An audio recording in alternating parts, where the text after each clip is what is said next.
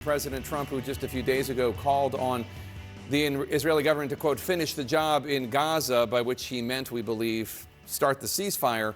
President Trump publicly splitting from Israeli Prime Minister Benjamin Netanyahu and Netanyahu's handling of the rapidly worsening humanitarian crisis.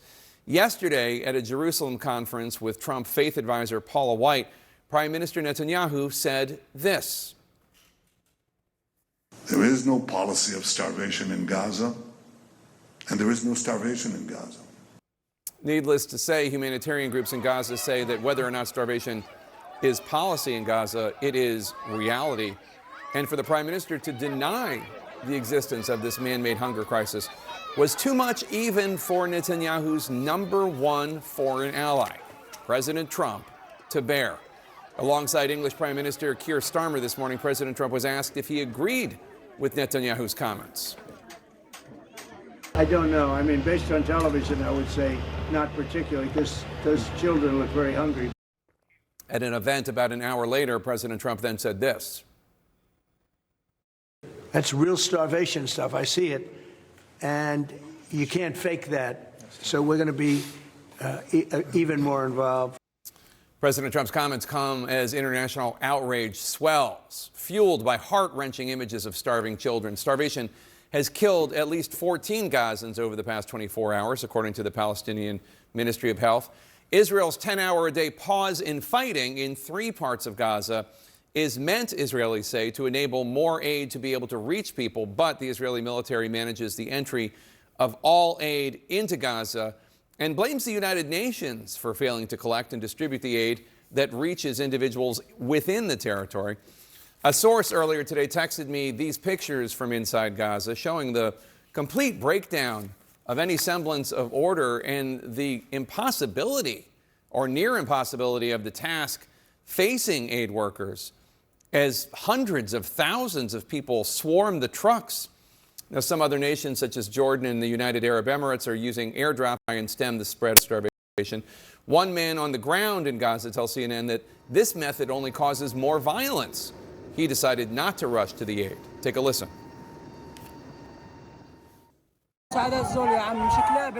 This aid is disgraceful. We are not dogs to be made to run after aid. People fought over it. We'd rather die of hunger with dignity than die in humiliation and filth. In just the last several hours, condemnations for Netanyahu's handling of this crisis are growing intense inside Israel and inside the American Jewish community. B'Tselem, an Israeli human rights group in Israel, became the first Israeli organization to accuse its own government of, quote, committing genocide against Palestinians in the Gaza Strip, adding that Hamas's heinous attack on Israel on October 7th, 2023, cannot be a justification for genocide. Inside the United States, the American Jewish Committee and the Reform Movement of North America have also given voice to the deadly hunger crisis in Gaza. Even the Chancellor of Germany, a country reluctant to ever criticize Israel, says that he's thinking about increasing pressure on Netanyahu and his government to alleviate this starvation. CNN's Jeff Zeleny is in Edinburgh, Scotland, with the president, and CNN's Jeremy Diamond is in Jerusalem. And Jeff, President Trump says the U.S. is going to get more involved. What might that look like?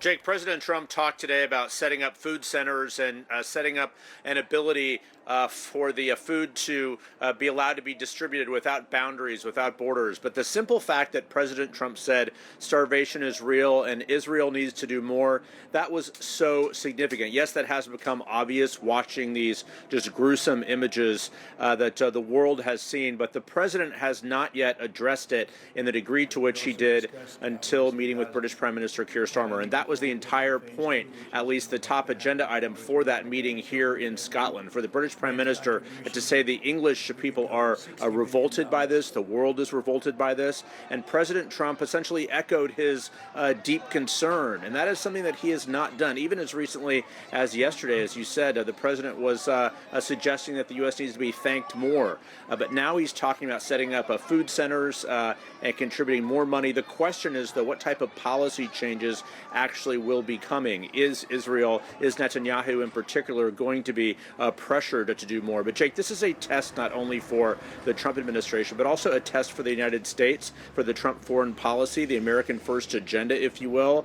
The United States has often come to the aid of situations like this around the globe. And for the president, he signaled really for the first time today that he was inclined to do so. We'll see what policies follow from that. But by saying starvation is real, directly contradicting Netanyahu, that was significant. Jeremy, how long does the Israeli government anticipate this tactical pause in Gaza to let aid in will last?